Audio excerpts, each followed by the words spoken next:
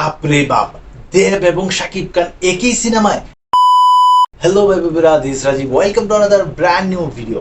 তো ভাই একটা গুঞ্জন উঠে গেছে গা। তো আপনারা সবাই জানেন যা ঘটে তা কিন্তু অল্প হইলেও ঘটে। এবার শোনা যাইতেছে অপার বাংলা সুপারস্টার দেব এবং এই বাংলাদেশের সুপারস্টার মেগাস্টার কিং খান শাকিব খান একই সিনেমা নিয়ে হাজির হইতেছে 2027 সালে। তো এমনই কিন্তু একটা গুঞ্জন রইটে গেছে গা। তো তাছাড়া এসবিএফ, চরকি এবং আলফা আই, এই তিনটা প্রযোজনা সংস্থা কিন্তু একসাথে বেশ কয়েকটা জমজমাট ছবি কিন্তু এই মুহূর্তে উপহার দিছে, যেমন তুফান, তাণ্ডব, সুরঙ্গ।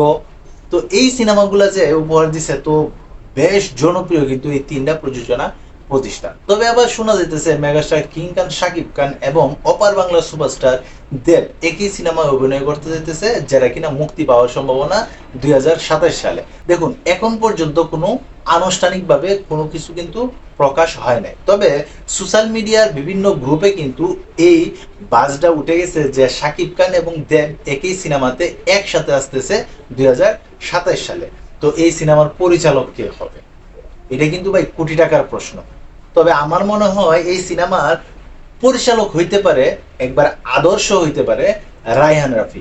দেখুন, বিগত যে কয়টা সিনেমা রায়হান রাফি নির্মাণ করছে, আমার জানা মতে তার কোনো সিনেমা কিন্তু ফ্লপ হয় নাই। তাছাড়া কিন্তু ওপার বাংলা সুপারস্টার জিত নিয়েও কিন্তু রায়হান রাফি একটা সিনেমা বানাইতে চাইছিল, যে সিনেমাটার নাম হচ্ছে লায়ন। তো এই রায়হান রাফিরই আমার মনে হয় পরিচালক হিসাবে এখানে রাখতে পারে এই তিনটা প্রযোজনা সংস্থা। তো তাছাড়া এই সিনেমাতে নায়িকাকে, ভাই এই নায়িকাকে, এই বিষয়টা ভাই চিন্তা করলে কিন্তু মাথা মোতা একবারে ঘুরান মারে। তবে একটা নায়িকা আমার মনে হয় কনফার্ম হইতে পারে, একটা হচ্ছে ইদিকা পল। আর বাংলাদেশ থেকে আমার মনে হয় একটা নায়িকা থাকতে পারে। আর সেটাকে আপনারা যদি দুয়ে দুয়ে চার মিলাইতে চান, তাহলেই কিন্তু সবকিছু একবারে সামনে চলে আসতে পারে। এখানে আমার মনে হয় বিদ্যা সিনহা মিম থাকার সম্ভাবনা অনেক বেশি থাকে। ভাই এইগুলা তো শুধু প্রেডিকশন করা, সত্যি সত্যি কি হইব না হইব এই বিষয়টা তো এখন পর্যন্ত সামনে আসে নাই। তো তোমরা যারা সাকিব আছো, তোমাদের কাছে এই নিউজটা কেমন লাগছে অবশ্যই তোমরা কমেন্ট বক্সে জানাতে পারো। আর তাছাড়া তোমরা যারা এই ধরনের ভিডিও দেখতে পছন্দ করো, অবশ্যই চ্যানেলটাকে সাবস্ক্রাইব করে পাশে থাকতে পারো। তো এই ছিল এখনকার মতো ভিডিও। তো সবাই ভালো থাকবা, সুস্থ থাকবা, আর হ্যাঁ, কাছের মানুষটাই ভালো রাখবা। ধন্যবাদ সবাইকে, আল্লাহ হাফিজ।